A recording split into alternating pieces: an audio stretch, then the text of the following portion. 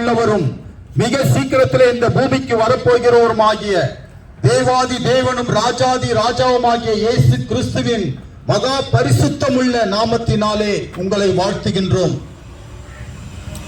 அன்புக்குரியவர்களே, நாங்கள் இப்பொழுது பாடினோம் நம் இயேசு நல்லவர் என்று சொல்லி.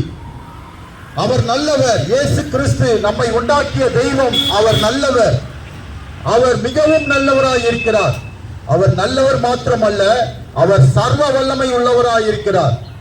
நம்முடைய வேதனைகளை அறிகிறார். நம்முடைய துக்கங்களை அவர் காண்கிறார். ஒருவேளை மனிதர்களுக்கு அது தெரியாமல் போகலாம், நம்முடைய சொந்த பந்தங்களுக்கு தெரியாமல் போகலாம். நம்மை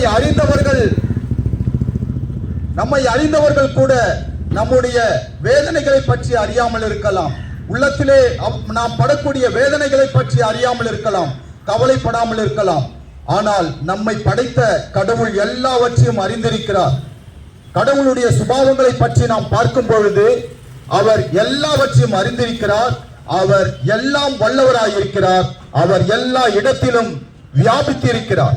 கடவுள் எல்லாவற்றையும் காண்கிறார். நம்முடைய மறைவான வாழ்க்கையை அவர் பார்க்கிறார்.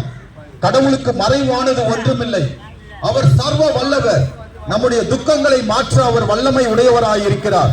நம்முடைய துக்கங்களை மாற்றி நமக்கு சந்தோஷமான ஒரு வாழ்க்கை தருவதற்கு அவர் வல்லமை உடையவராயிருக்கிறார்.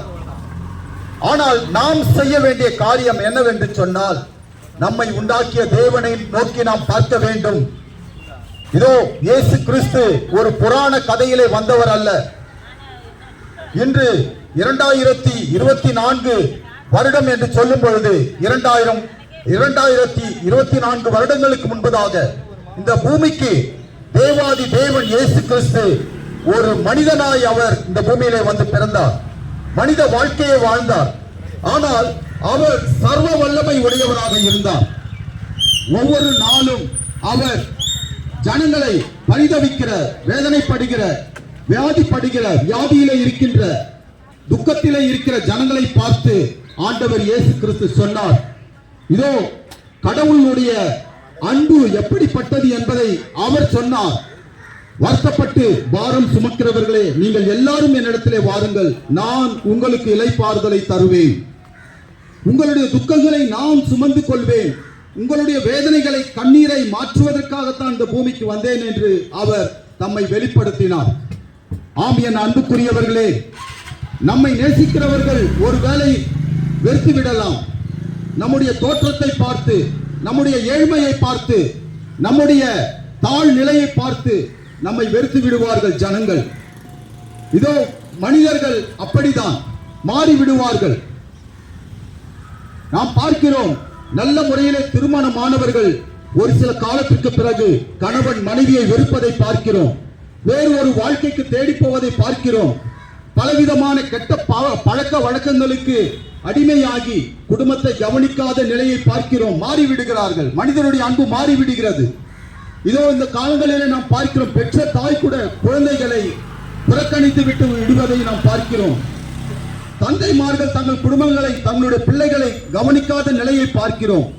ஆனால் கடவுள் மாத்திரம் நேற்றும் இன்றும் என்றும் மாறாதவராய் இருக்கிறார். அவர் அன்பிலே அவர் மாறாதவராய் இருக்கிறார். அவருடைய இரக்கத்திலே மாறாதவராய் இருக்கிறார். அவருடைய வல்லமையில் மாறாதவராய் இருக்கிறார். அப்படிப்பட்ட ஒரு ஒப்பற்ற தேவனை இன்று நாங்கள் அறிவிக்கிறோம். அவரே இயேசு கிறிஸ்து. அவரே நல்லவர். ஆண்டவர் இயேசு கிறிஸ்து பரிசுத்த பைபிளில் கூறுகிறார், பெற்ற தாய்க்கு அன்பு வற்றி போகுமோ, பால் குடிக்கும் குழந்தை அவள் மறப்பதுண்டோ, அப்படியே பெற்றவள் தன் குழந்தையை மறந்துவிட்டாலும் நான் உன்னை ஒருபோதும் மறப்பதில்லை. ஆம், என் அன்புக்குரியவர்களே, பெற்றோர்கள் கூட தங்களுடைய குழந்தையை மறந்து விடலாம். உற்றார் உறவினர் நம்மை மறந்து விடலாம், நம்மை புறக்கணித்து விடலாம். ஆனால் நம்மை உண்டாக்கிய தேவனோ நம்மை மறப்பதில்லை. நம் மீது அவர் நோக்கமாகவே இருக்கிறார். நம் மீது மிகுந்த கரிசனை உள்ளவராய் இருக்கிறார். அவரிடத்திலே நாம் போகும் பொழுது இதோ நமக்கு வேண்டிய எல்லா விடுதலையையும், எல்லா சமாதானத்தையும், எல்லா நன்மையையும் கொடுப்பதற்கு அவர் வல்லவரும் நல்லவருமாய் இருக்கிறார். இந்த காலை வேளையிலே ஆண்டவர் இயேசு கிறிஸ்துவிடத்திலே உங்கள் வாழ்க்கை ஒப்பு கொடுத்து பாருங்கள். இயேசுவே எனக்கு உதவி செய்யும் என்று சொல்லி பாருங்கள். ஆண்டவர் இயேசு கிறிஸ்துவை உங்களுடைய வாழ்க்கையிலே ஏற்றுக்கொள்ளுங்கள். அவரே நம்மை உண்டாக்கிய தெய்வம், நம்மை தேடி வந்த தெய்வம், நமக்காக தனது உயிரையே கொடுத்த தெய்வம். இதோ பாவங்களும் தவறுகளும் இல்லாத ஒருவரும் இல்லை இந்த பூமியிலே. எந்த ஒரு நீதிமான் நல்லவர்கள் கூட சில சமயங்களிலே தவறு செய்து விடுகிறார்கள். நாம் அனைவரும் தவறு செய்யக்கூடியவர்கள். ஆனால் கடவுளிடத்திலே பாவம் எதுவும் இல்லை. அவர் ஒளியாக இந்த பூமிக்கு வந்தார். இயேசு கிறிஸ்து சொன்னார், நானே இந்த உலகின் ஒளியாய் இருக்கிறேன் என்று சொல்லி. அவரிடத்திலே இருள் எதுவும் இல்லை, பாவம் எதுவும் இல்லை. இந்த உலக வரலாற்றில் மாசற்ற மகா பரிசுத்தம் உள்ள ஒரு வாழ்க்கையை ஒருவர் வாழ்ந்தார் என்று சொன்னால் அவர்தான் இயேசு கிறிஸ்து. அவர் பாவமே இல்லாத தூய்மையான ஒரு வாழ்க்கையை வாழ்ந்தார். அவரிடத்தில் போகிறவர்களுக்கு பரிசுத்தம் உண்டாகும், பரிசுத்தம் உண்டாகும். அவர் இந்த பூமியில் இருக்கிற எல்லா ஜனங்களையும் அவர் ரட்சிக்கும்படியாக வந்த இரட்சகராய் இருக்கிறார். இந்த உலகின் பாவங்களை சுமந்து தீர்த்த தேவ ஆட்டுக்குட்டியாய் இந்த பூமிக்கு வந்தார். ஆண்டவர் இயேசு கிறிஸ்து சிலுவையிலே அறையப்படும்படியாய், சிலுவையிலே மரிக்கும்படியாய் தன்னை ஒப்புக் கொடுத்தார். ஏன் என்று சொன்னால், பாவ மன்னிப்பு இல்லாமல் நாம் பரலோகத்தை அடைய முடியாது. பாவ மன்னிப்பு அடைவதற்கு நாம் ரத்தம் சிந்த வேண்டும், நாம் தண்டிக்கப்பட வேண்டும். அந்த ரத்தத்தை அவர் தாமே தமது மாசற்ற ரத்தத்தை இந்த பூமியிலே சிந்தினார். சிலுவையிலே அவர் அறையப்பட்டார், சிலுவையிலே தன்னை ஒப்புக் கொடுத்தார். அவர் தன்னையே பலியாய் ஒப்புக் கொடுத்ததற்கு காரணம், சிலுவையிலே அறையப்படுவதற்கு காரணம், இந்த பூமியில் உள்ள ஒவ்வொரு மனிதனுக்காகவும், ஒவ்வொரு தனி மனிதனுக்காகவும், நீங்கள் யாராக இருந்தாலும், இதோ நீங்கள் மறக்கப்பட்ட நிலையிலே ரோட்டில் இருந்தால் கூட, அனாதையா இருந்தாலும், இயேசு கிறிஸ்து அறிந்து கொள்ளுங்கள், உங்களை நேசிக்கிறார். ஆண்டவர் இயேசு கிறிஸ்து உங்களுக்காகவும் சிலுவையிலே மரித்தார். ஆண்டவர் இயேசு கிறிஸ்து சொன்னார், நானே வழியும் சத்தியமும் ஜீவனுமாய் இருக்கிறேன். இயேசு கிறிஸ்துவே வாழ்வதற்கான ஒரே வழி, ரட்சிக்கப்படுவதற்கான ஒரே வழி. நம்முடைய வாழ்க்கை ஒரு முடிவுக்கு வரும்.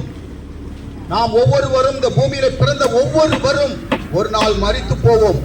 மரணத்துக்கு பிறகு நாம் நம்மை படைத்த கடவுளை சந்திப்போம். அந்த வேளையிலே நமக்கு நியாய தீர்ப்பு உண்டு. நாம் அனைவருமே அவருடைய நியாயாசனத்திற்கு முன்பாக ஒரு நாளில் நிற்க வேண்டும்.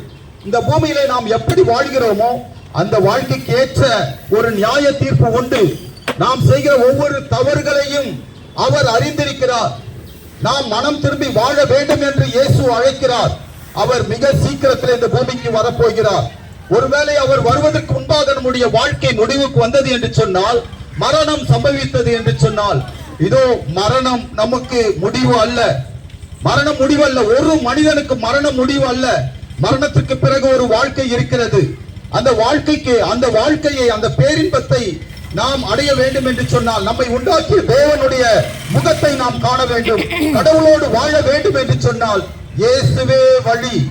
இந்த நாளிலே நம்முடைய பாவ பழக்க வழக்கங்களில் இருந்து நாம் மனம் திரும்புவோம். இயேசுவிடத்திலே நம்மை ஒப்புக் கொடுப்போம். இயேசு கிறிஸ்து உங்களை நேசிக்கிறார். நம்மை ஆண்டவர் மனம் திரும்பி வாழும்படியாக அழைக்கிறார். எந்த ஒரு பாவ பழக்க வழக்கமாக இருந்தாலும் இயேசு கிறிஸ்துவிடத்திலே வரும்பொழுது அந்த பாவத்திலிருந்து அவர் விடுதலை அளிப்பார்.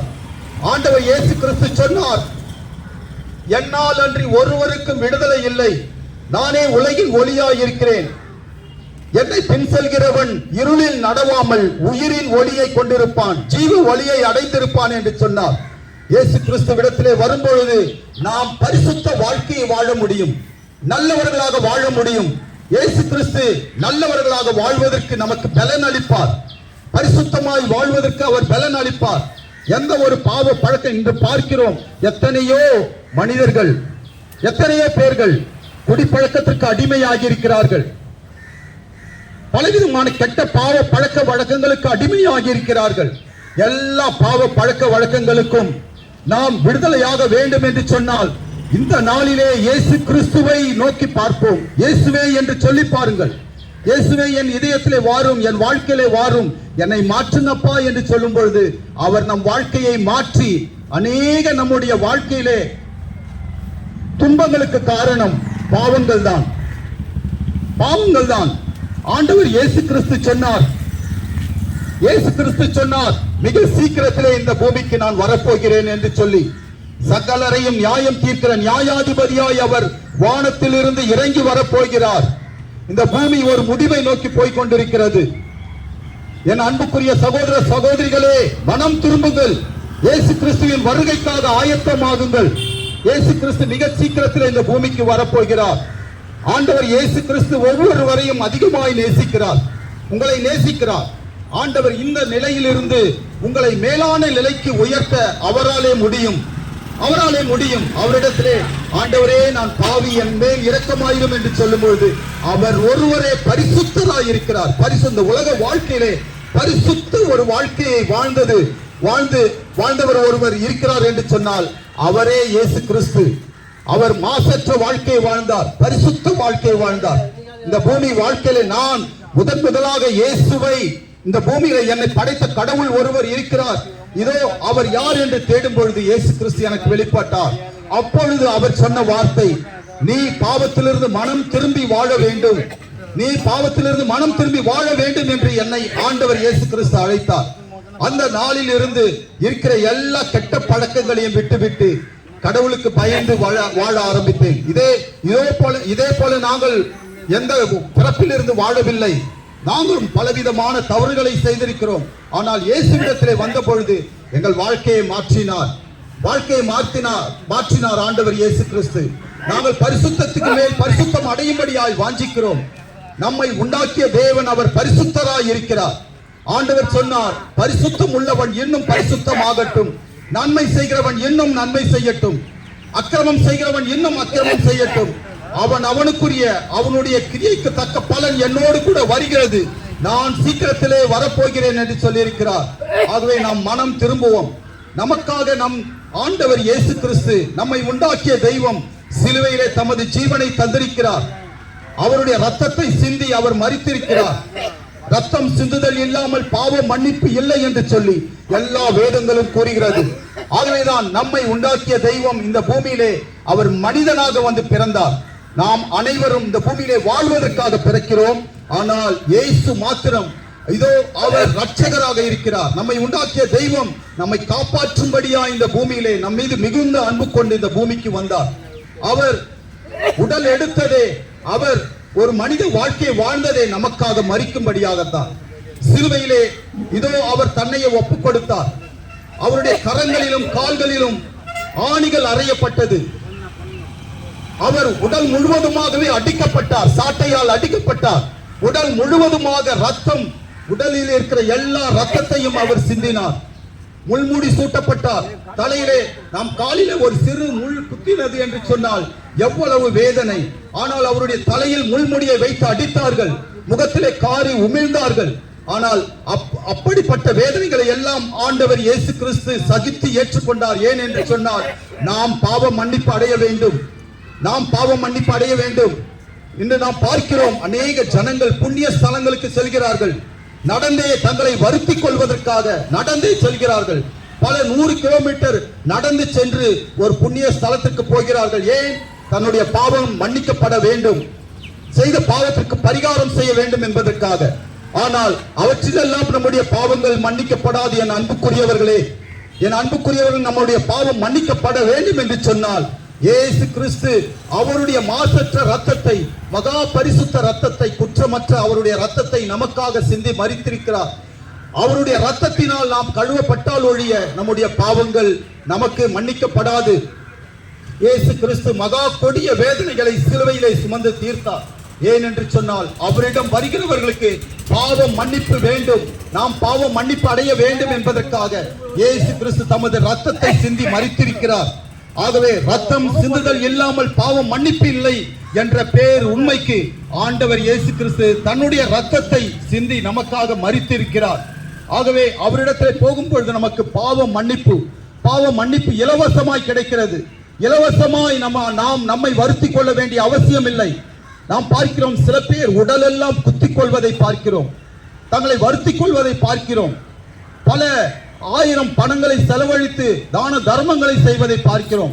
அவையெல்லாம் ஒரு சிறு நன்மையாக நல்லதாக இருக்கலாம், ஆனால் நம்முடைய பாவம் மன்னிக்கப்படாது. என அன்புக்குரியவர்களே, இயேசு கிறிஸ்துவே நம்முடைய பாவங்களை சுமந்து தீர்த்தபடியால் அவர் தாமே நமக்கு மன்னிப்பை தருவது மாத்திரமல்ல, நாம் செய்த எல்லா பாவ பழக்க வழக்கங்களிலிருந்து விடுதலையாக்கி நம்மை நல்லவர்களாக பரிசுத்தம் உள்ளவர்களாக இந்த பூமியிலே வாழ வைத்து நித்திய பேரின்பத்திற்குள்ளாக அவர் அழைத்து செல்ல மீண்டுமாக இந்த பூமிக்கு வரப்போகிறார். அவர் மரித்ததோடு மட்டும் நின்று விடவில்லை. ஆண்டுகள் பல மரித்தவர்களுக்காக அழுது புரண்டாலும் மாண்டோர் திரும்பி வருவதில்லை என்று நாம் அறிந்திருக்கிறோம். எத்தனை காலங்கள் மரித்தவர்களுக்காக நாம் அழுதாலும் மரித்தவர்கள் திரும்பி வரப்போவதில்லை. ஆனால் இயேசு கிறிஸ்து மாத்திரம் மரணத்தை அவர் ஜெயித்தார். 3ஆம் நாளில் உயிர்த்தெழுந்தார். அவருடைய கல்லறை இன்றும் திறந்த நிலையில் இருக்கிறது. இயேசு இங்கு இல்லை, அவர் உயிர்த்து விட்டார் என்று எழுதப்பட்டிருக்கிறது. ஆண்டவர் இயேசு கிறிஸ்து தம்முடைய சொந்த மாட்சிமையாலே அவருடைய வல்லமையினாலே பரலோகத்திற்கு எழுந்தள்ளி சென்றார். அவர் எப்படி சென்றாரோ அவர் மீண்டும் இந்த பூமிக்கு வரப்போகிறார். இந்த பூமி ஒரு முடிவுக்கு வரப்போகிறது. நம்முடைய வாழ்க்கை ஒரு முடிவுக்கு வரப்போகிறது. நாம் இந்த நாளிலே மனம் திரும்புவோம். நம்மை ஆண்டவர் இயேசு கிறிஸ்துவிடத்திலே ஒப்புக் கொடுப்போம். ஆண்டவர் இயேசு கிறிஸ்து நம்மை ஆசீர்வதித்து நம்மை உயர்த்தி வாழ வைக்கும்படியாய் விரும்புகிறார். நம்முடைய நிலை இப்படியே இருந்து விடாது. இயேசுவிடத்திலே வரும்பொழுது நம்முடைய வாழ்க்கை உயர்வடையும். நம்முடைய வாழ்க்கை ஆசீர்வாதம் உள்ளதாய் நன்மை நிறைந்ததாய் பலருக்கு நம் வழியாய் நன்மை உண்டாகும்படியாய் ஆண்டவர் இயேசு கிறிஸ்து நம்மை ஆசீர்வதிக்க விரும்புகிறார். நாங்கள் ஒரு சிறு ஜெபத்தோடு இந்த செய்தியை நாங்கள் முடிக்கிறோம். எங்களை மிகவும் அதிகமாய் நேசிக்கிற அன்பின் தகப்பனே, இயேசு மகாராஜாவே, இதோ இந்த வேளையிலே இந்த பகுதியிலே அப்பா இந்த நாளிலே அப்பா உமது நற்செய்தியை ஆண்டவரே அப்பா உமது பேர் உண்மையை கேட்ட ஒவ்வொரு வரையும் ஆசீர்வதிப்பீராக.